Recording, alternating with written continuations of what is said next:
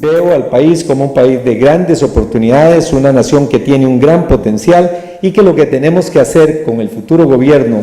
es lograr aprovechar esa potencialidad que tiene Costa Rica y esas oportunidades que tenemos por delante y superar las dificultades que hoy en día nos impiden que podamos nosotros avanzar como nación. Entonces ahí empiezo por decirles que tenemos un país que requiere de un crecimiento económico,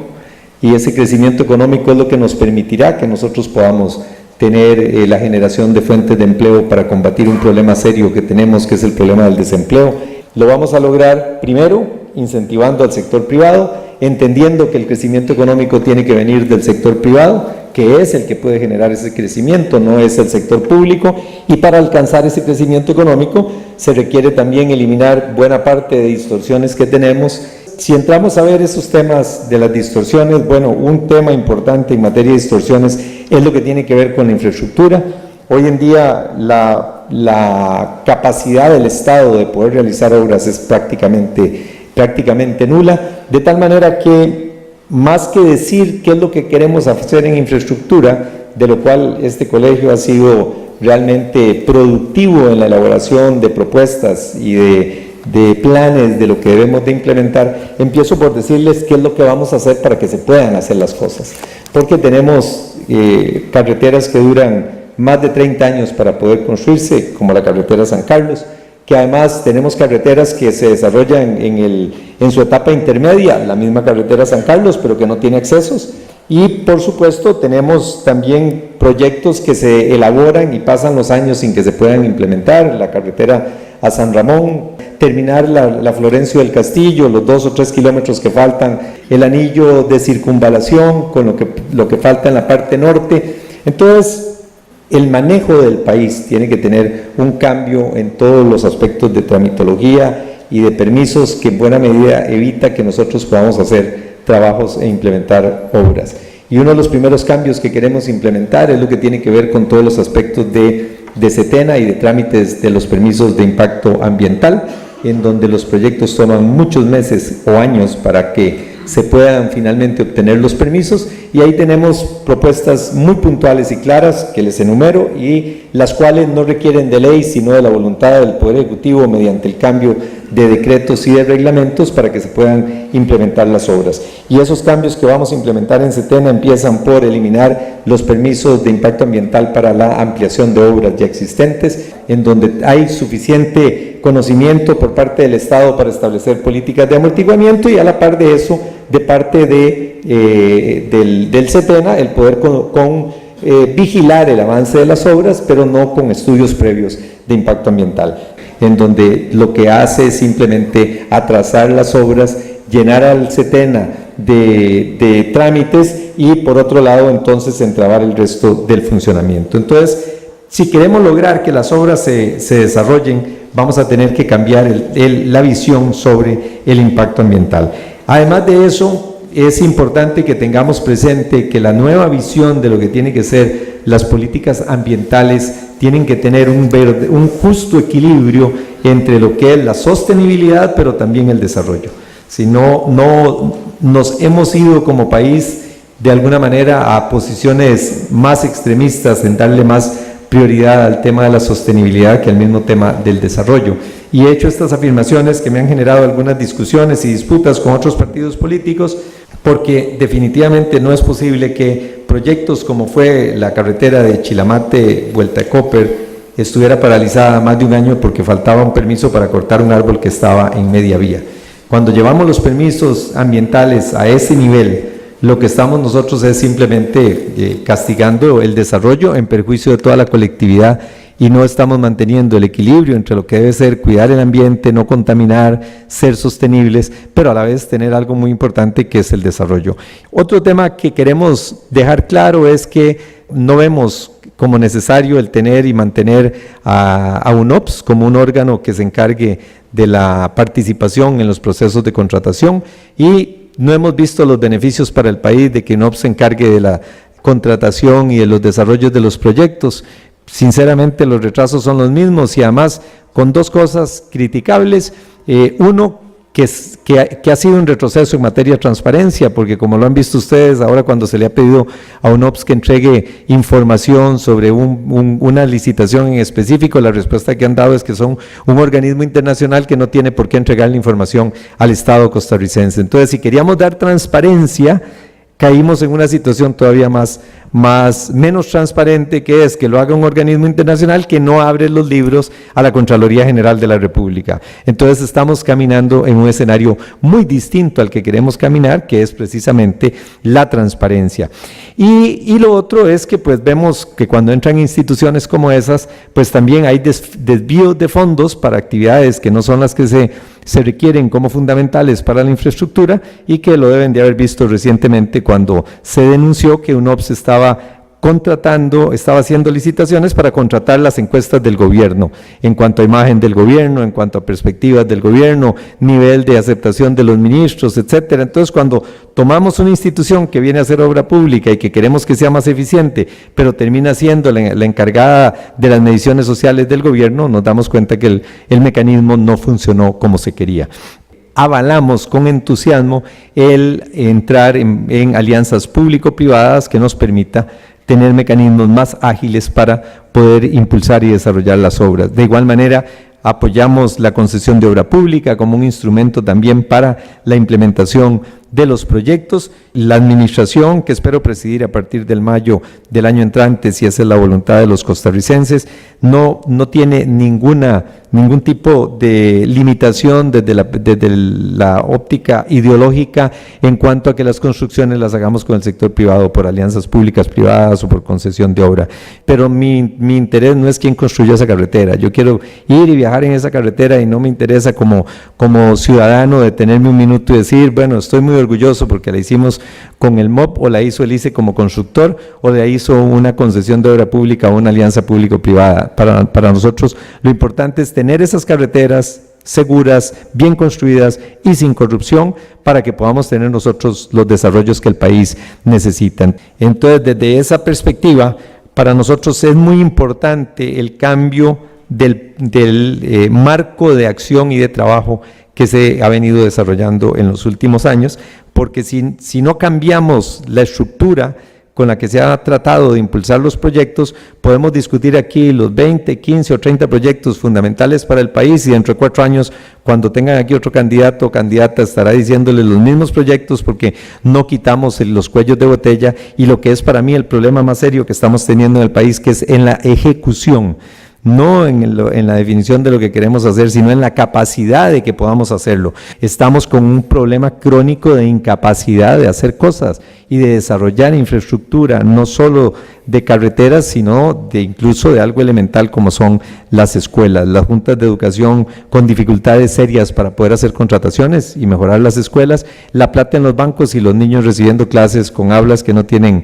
tienen goteras, que no tienen pupitres, que no todas tienen las ventanas. Entonces estamos en un retroceso social mientras tenemos los recursos en los bancos devengando intereses menores a los que estamos pagando por las comisiones y los créditos que nos han sido otorgados. ¿Cómo vemos al MOP? ¿Cómo vemos al CONAVI dentro de esta perspectiva? Para nosotros es fundamental el poder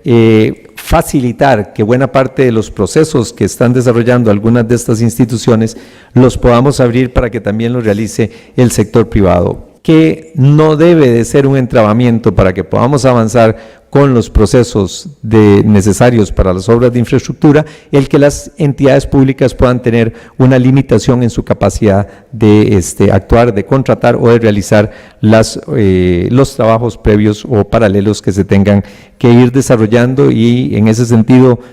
vemos como una alternativa la apertura al sector privado. Esto no quiere decir que vamos a eliminar el departamento respectivo del MOP, sino que lo que decimos es que ante la imposibilidad de que se pueda sacar exclusivamente con el MOP, nos abrimos para que podamos tenerlo dentro de otras alternativas en el sector privado que nos permita poder avanzar, y eso es parte importante de lo que vemos dentro del esquema para que podamos salir adelante. Por otro lado,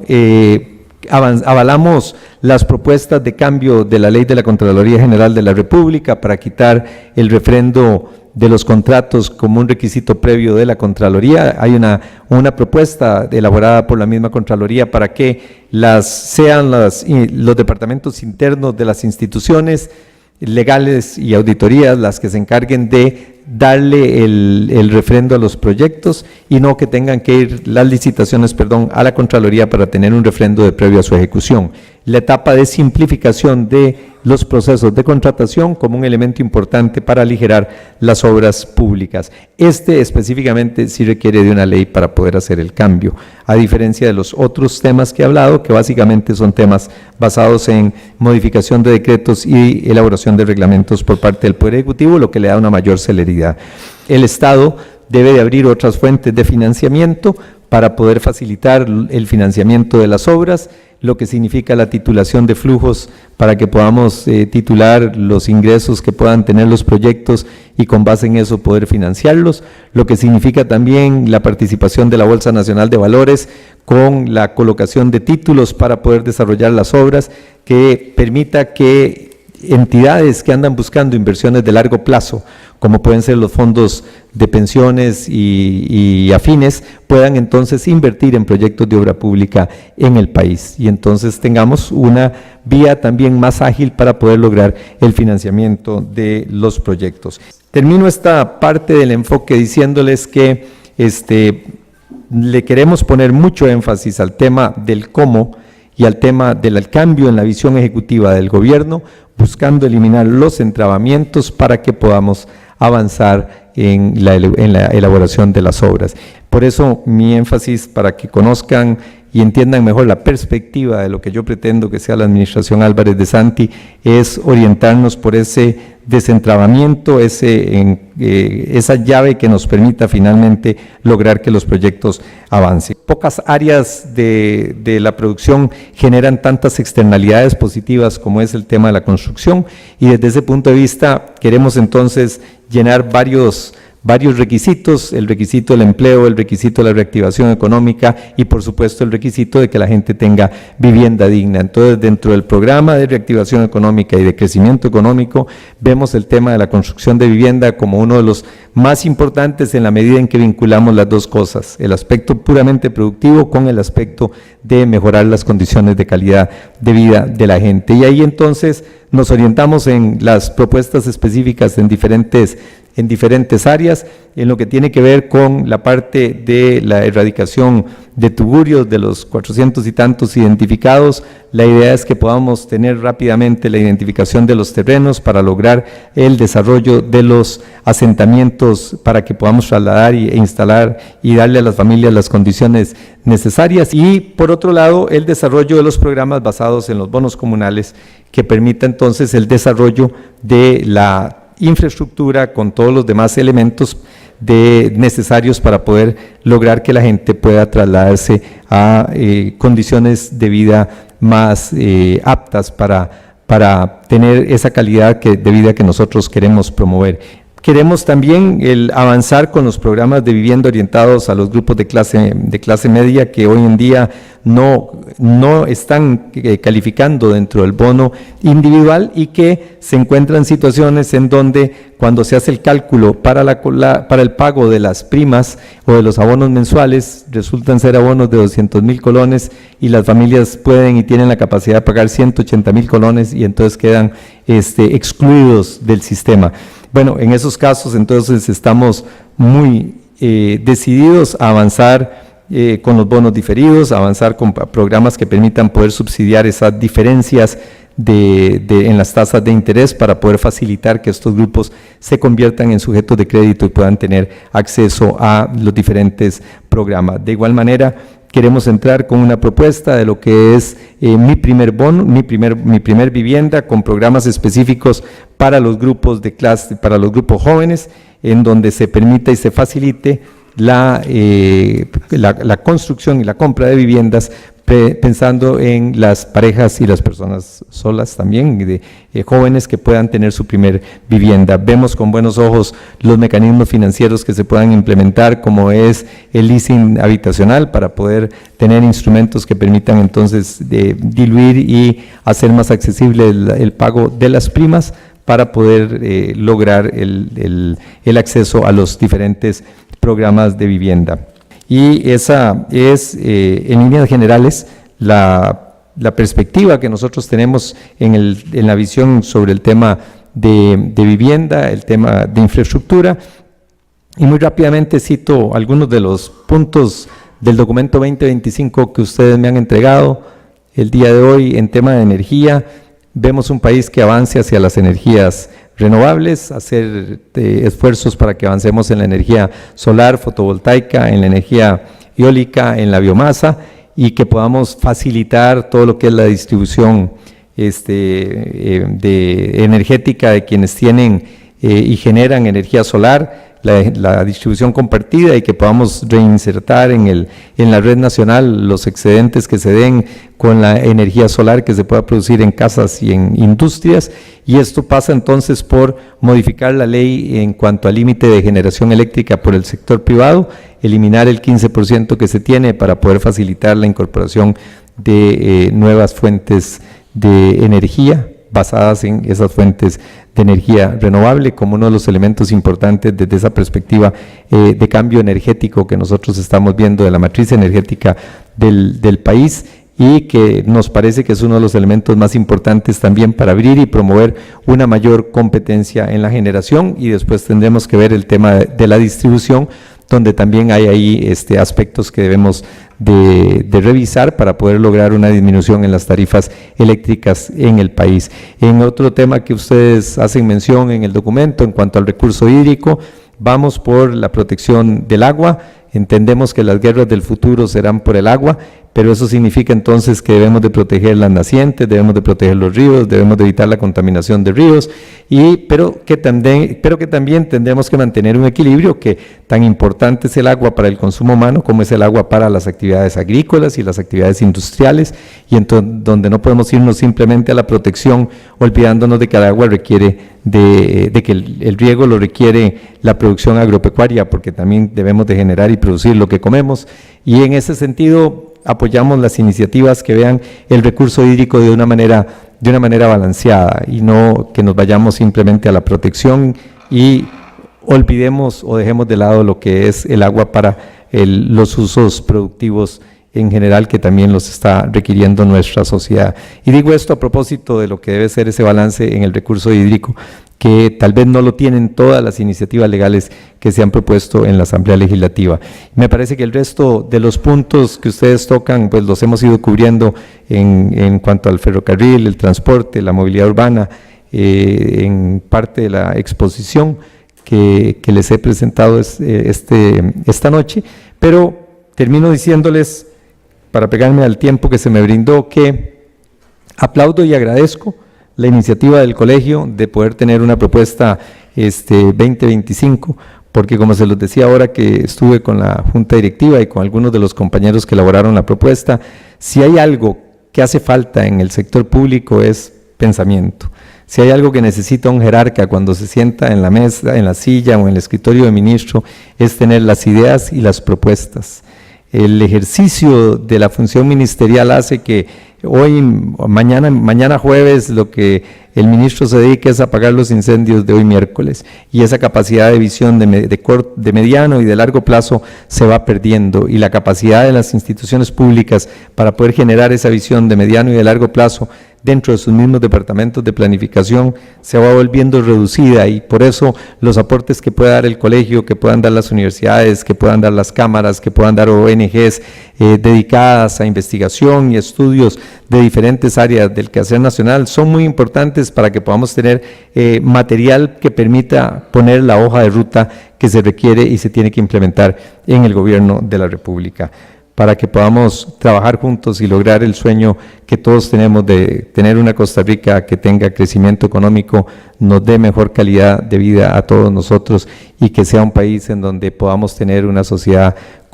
más igualitaria, y en donde podamos tener una sociedad de más propietarios y de menos proletarios. Muchas gracias.